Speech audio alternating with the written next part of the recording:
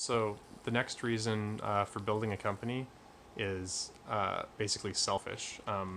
I have already been a freelancer slash consultant for close to 10 years, and the reason I did that in the first place was because I wanted more autonomy. I wanted to be free to deliver results and not just follow a process that was prescribed by someone else.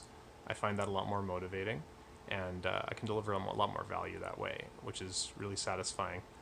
So I'm sure that some aspect of our current company kind of stemmed out of those early days of myself just kind of wanting more autonomy, wanting more variety, being able to have 10 clients is much more stimulating than kind of working at one job potentially, or at least in my case, because you're kind of always being exposed to new problems. There's never any opportunity to get bored with what you're doing because there's always a new problem to think about and to work on.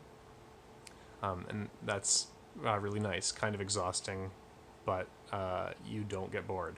So that's kind of my personal motivation and the reason that I kind of got into um, consulting and freelancing very early out of university, which has been good. But kind of one of the major limitations that I've run up against is I don't scale.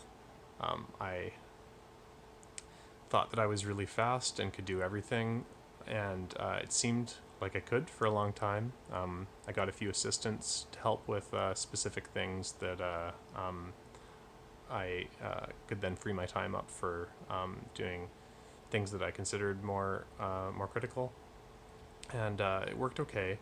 But something I discovered that I didn't expect is that the more clients and projects you have, um, the the more kind of cognitive overhead there is for communication. Even if you're really fast at coding, you're really fast at doing your technical work, there's a certain amount of time where you're going to spend that time communicating with your clients and understanding the nooks and crannies of their businesses. And this is very time consuming. And I'd say it doesn't even scale linearly because if you have 10 clients, you now have to um, remember 10 times as many specific details about those relationships um, and stay in touch with those clients and be concerned about the same things that they're concerned about in order to satisfy their needs. And that kind of it feels like more than 10 times as much work as maybe having a single client. So part of the challenge scaling is just this need to offload some of the cognitive load of communicating with so many people to someone else to kind of help them articulate their problems and think through what's needed. It's not even so much that there's no time for the technical work. That once it's well understood, the technical work is typically the easy part, and the hard part is doing the right technical work, and that's the part that's really hard to scale. So, I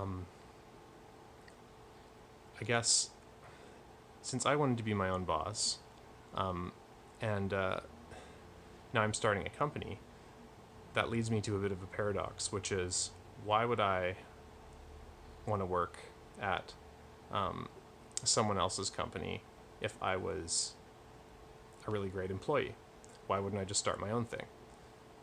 So, would I, for example, being the person that I know best, want to work at my own company? And this is a sort of, what did he call it? A celery test. If you've read Simon Sinek's book, it gives me an idea if I'm on the right track. If my company seems like a place that I'd want to work as not the boss, then that's a good sign that I'm doing things right, and I'm going to hopefully attract the type of people that I'd be most interested to work with. So we'll fast forward to now.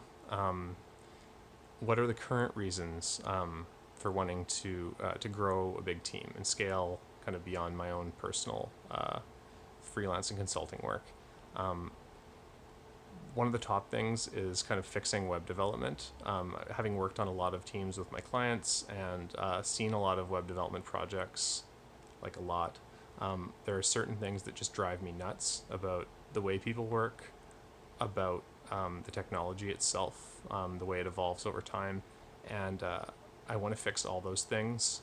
And there isn't time, of course, but at least this way, it feels more tractable. Like we can kind of have this sense of empowerment and progress towards some of these things instead of just being stuck in an environment where we have to accept them.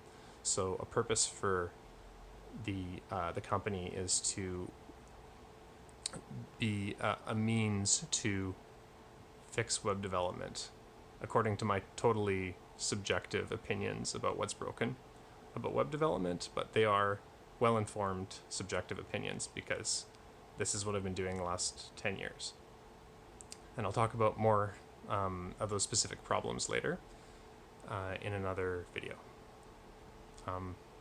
The last reason for starting a company is I want to create an environment where I love to work, because we spend a lot of time working, and I want to work on things that I love with other people that love those same things. And if we're doing that, then we've already kind of succeeded in a way. And like, what do you want to do besides what you love?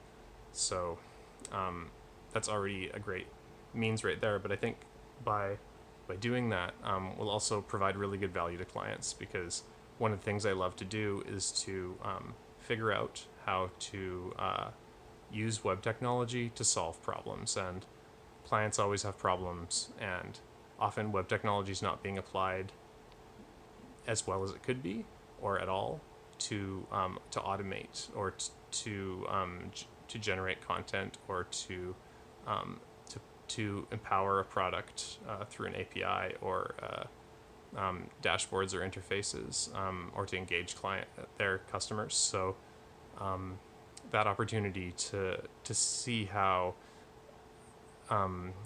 we can do better for them is something that I really love, and something that I think the company will do well with too, because there's a demand for it and there's a need for it. Okay, thanks for watching.